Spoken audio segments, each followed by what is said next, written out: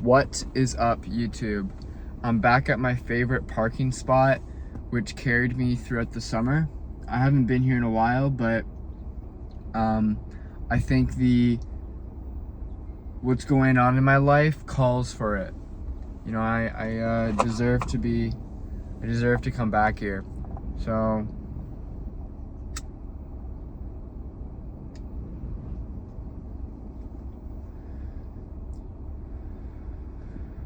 I think the title of this video is gonna be probably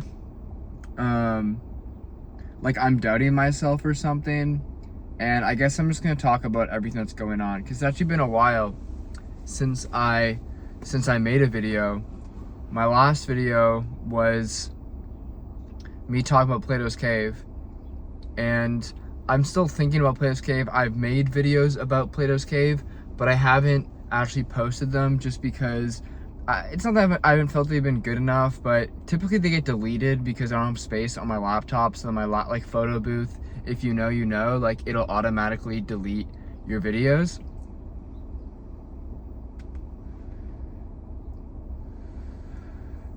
So that's not ideal. You know, that's not what I want. So hopefully, you know, this saves. If you're watching it, then it fucking saved and it's posted. So basically, I guess backstory, this film that I've been creating for almost a year now, like I've been thinking about the idea for over a year. The song that I'm using for the film I found over a year ago. Like, it's been over a year, maybe even close to 2 years if you want to consider the essay I wrote about Kurt Cobain, because Kurt Cobain is not necessarily the focus of the film, but he is an element to this, like he's a storytelling element. So it's like, you know, it's been, let's just say, over a year, and I've been shooting it for just under a year. And recently I did my like debut, or my directorial debut, or a big studio shoot where there were 6 people total, including myself, and I rented not this big studio, but I rented a studio that fit the aesthetic, and rented gear and got people to be there. I ordered food for everybody, and like it was like this big thing that I did that is for my film. And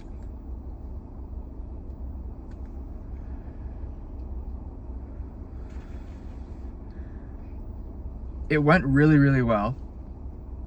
It was a hit. Like, I think I got all the shots I wanted to. It was quite perfect, in my opinion. And like it was almost like better than I had imagined. It's like, obviously, it's when you're thinking of your shots and you're thinking of your vision, it's almost like what AI was like back in 2021, like the Will Smith eating spaghetti. That's what my vision was like. It was like just this very, very rough, kind of like, yeah, just like rough is the best way to put it, idea of what the scene's gonna look like. And so it turned out really well. Like, I'm actually really happy with how everything went. And yeah, that's over now. I've started editing it. I've created some like trailers with the footage, and it's gonna be really, really fucking sick to just get people's reactions to it, because I think it's a really sick concept, like what I shot.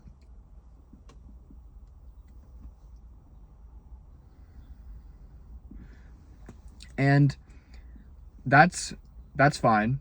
But now it's kind of like, there's like this thing, like after you run a marathon, you get like this, I think it's called like runner's blues or something, or post-marathon blues, post-show blues, post anything blues.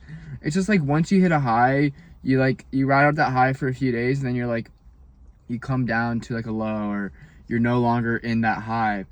And I'm kind of like that now. Like, obviously my confidence is still up, and I still feel like I can do anything and I can shoot anything, and like that's all really good. Like, I still feel good about my creative prowess and my ability to create something of juvenile value, but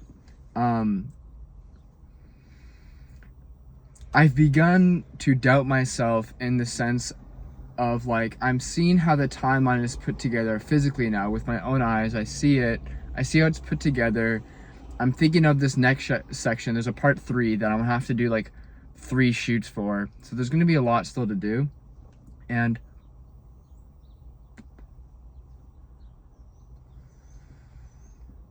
I think that that's what's stressing me out a little bit, is like I'm stressed out about this next shoot, but I'm doubting this next shoot. Not this this next shoot, but like I'm doubting the story a little bit, because I'm like, fuck, am I jumping from too many like sections? Like, will it be sequential? Will people be able to put it together like a sequence and understand the components? And I'm thinking of it less from a creative standpoint and more from a viewership standpoint. Obviously, I'm not entirely a viewer. This isn't like I'm just seeing it for the first time. Like, I've been seeing it for like I said, for like the past year. I'm very comfortable with this idea. So these doubts are coming from a place of overthinking, and they're not very rational. They are just because they're just like they're guaranteed thoughts of doubt. You know what I'm saying? Like, every successful person in life, anything that's been amazing has probably been doubted here and there, and by the person who did it or who created it. So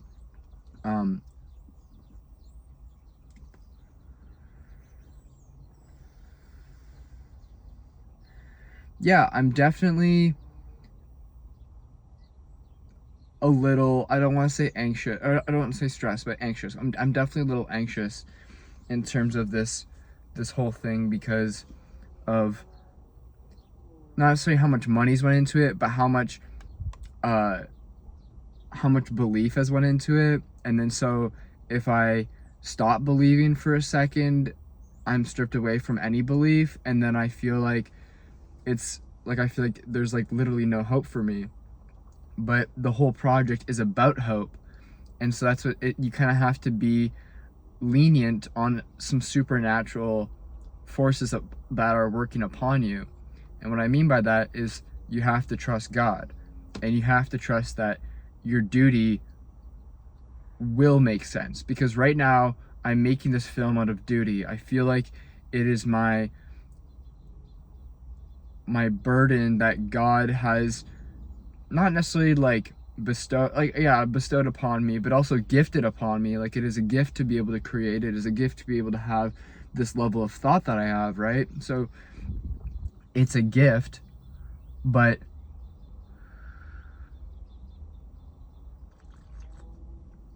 sometimes you don't know which direction this gift is going to take you in, this gift from God. So you really just have to trust that God, this subconscious supernatural force driving you, propelling you to create this, is truth, it is beauty, and it is good. You have to trust that. And that's what this film is about. And I'm going to be acting in this film, and that's what it's going to be about. It's me trusting this force of hope. So it's really interesting that not only is this film metaphorical, but is also a meta statement in itself. And I think that is so beautiful. I think that the entire thing it encapsulates every single thought I've had about society, about the world, about myself, about God, about everything into this film that is going to be juvenile and is going to be full of youth and ambition. And I think that is so cool about it. So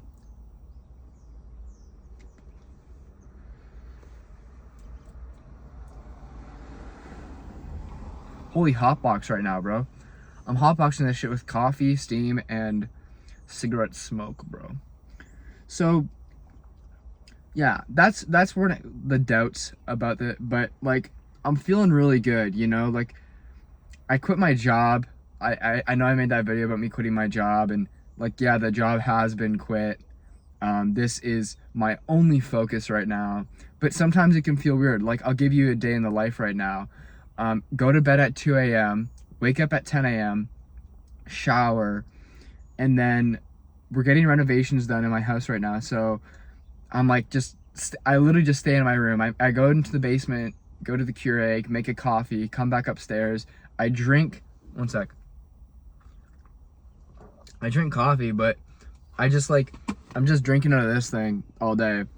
And then I'll sit in my room for about like 2 to 4 hours, and then I'll make like a bowl of yogurt with a bunch of like protein powder and dark chocolate and just some good shit to keep me satiated. And then I'll eat that, and then maybe I'll go out to a coffee shop, or I'll go out to the gym or on a walk or something. And then I just like, all I do is think all day.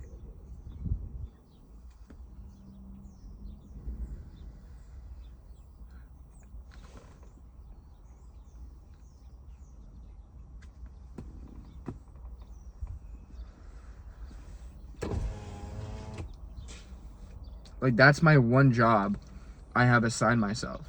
You know, now that I'm not working, now that I'm not... Fuck. Sorry, bro. That's gonna start a fire.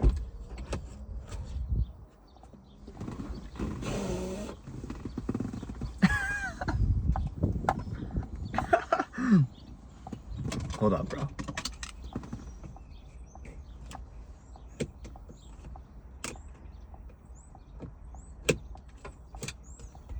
Alright. Yo, okay, we're big chill right now.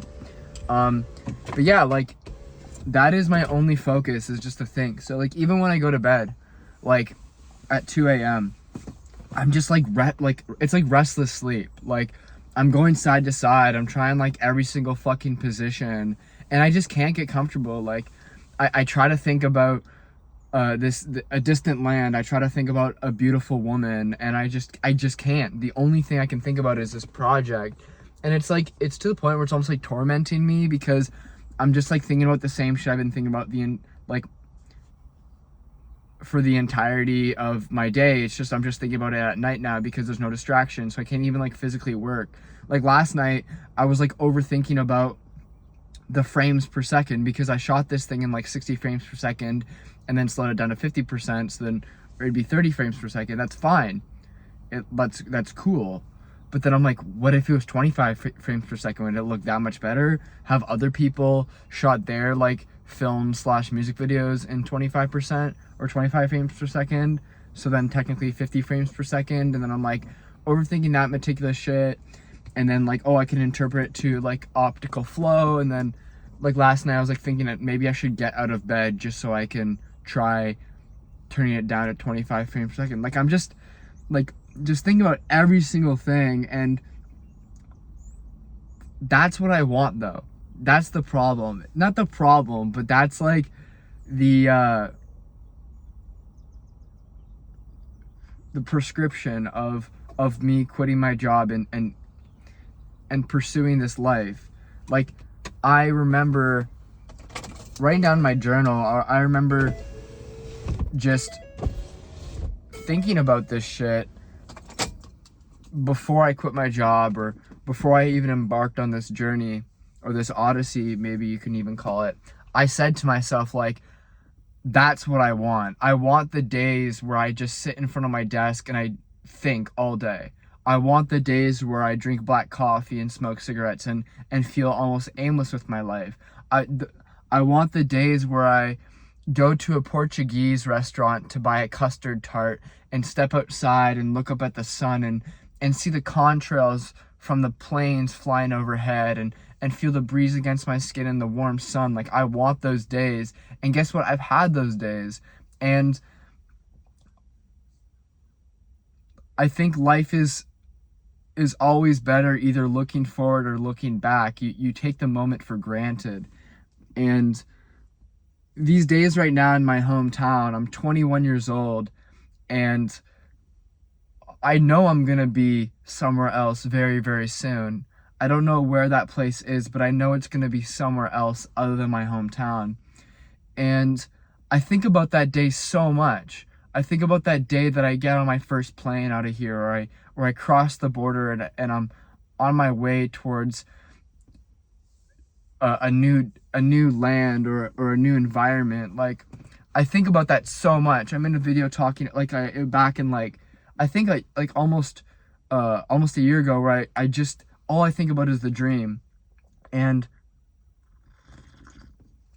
that's true. Like, all I can think about is not necessarily the dream, but I can just think about what's next, or where I've been. And I forget about this moment that I'm in right now, and this feeling of doubt that I am experiencing.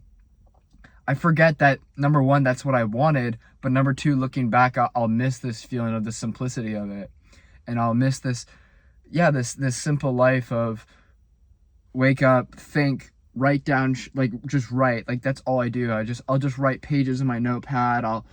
There's this app or this website called Milanote, and you can just have like this entire board of ideas, and I'll just like write shit down, and I'll find references on shotdeck.com, and I'll put them in my Milanote, and I'll create a storyboard, and I just do like so much shit constantly. And obviously I have times where I'll scroll on Instagram on my laptop, but like, this is what I wanted. This is what I will want. So I might as well take the time like this right now, speak it out loud, be full of intent, like tap into the metaphysical of this moment, and just make this video, smoke a cigarette, capture this feeling. I never posted the video, but I did once say, like, it is important to have a cigarette. And I want to talk about that right now, because in my opinion, obviously there are times when you smoke aimlessly or you indulge aimlessly, and that is true sin that is sin in my opinion, that when you're just indulging to escape. But there are times where I do think indulgence is a reflection of where you have been and where you're going. And this parking lot specifically, I'd come here back in, July and August, and whenever I was super nervous about reaching out to other people who are going to be my project, I would always sit in the back of my trunk, open up my trunk, get myself a Diet Coke, a coffee, have a cigarette, and I would just sit here and I would just watch the cars go by and the people walk to their cars, and I would just really bask in this moment. And I did make that video saying, like, here's why you need to have a cigarette, because I believe that if you if you believe that cigarettes are bad for you, which most people do, you are doing something that is theoretically harmful to your body, and you're doing it during a stressful or a new time in your life, and I was experiencing, like, reaching out to people and sending them big DMs about what this project's about, asking them if they want to model for it. That was a new time for me, right? And so, I'd come to the spot, light a cigarette, and I'd just send off like 3 or 4 texts about my project, reaching out to people. And that feeling is ingrained to me now. Not necessarily the cigarette, but the cigarette is like, I did something that's bad for me, so I remember the time that I did something that was bad for me. It's like having sex, right? Like, you know that this thing is like premarital sex or hooking up, right? Like, that this thing is apart from what God is telling you to do, but you still do it anyways, not necessarily out of the sake of, back then I would kind of do it, because I wanted to do it when I really didn't want to do it. It was just the culture and the environment I was brought up in, right? Not by my parents, but friends in high school and college. Like, that shit is evil, bro. That shit is truly, the CIA is truly winning. But it doesn't matter when you do something that you shouldn't be doing. There is something that is ingrained into you about not just that thing that you did, but the moment in that time period, and the smells and the colors and the feelings. Like, it's all there. just from doing that one thing. And so I don't want to glorify smoking. I don't want to say, yeah, smoking's good for you, because like I can't even I run, you know what I'm saying? Like I try to run once a week, and I don't think it's beneficial to do that. And like sabotage myself, sabotage my health and um my progress. But I'm gonna be honest, there sometimes it feels like there are exceptions. I may look back at this video, I may be like, yo, Aiden, you are fucking stupid for believing that. Why would you ever think a cigarette should be used as a placeholder of some sort, or like as a as a element to signify the moment? But right now I believe that, and that's what matters to me. And so yeah, wow, it is fucking quiet right now.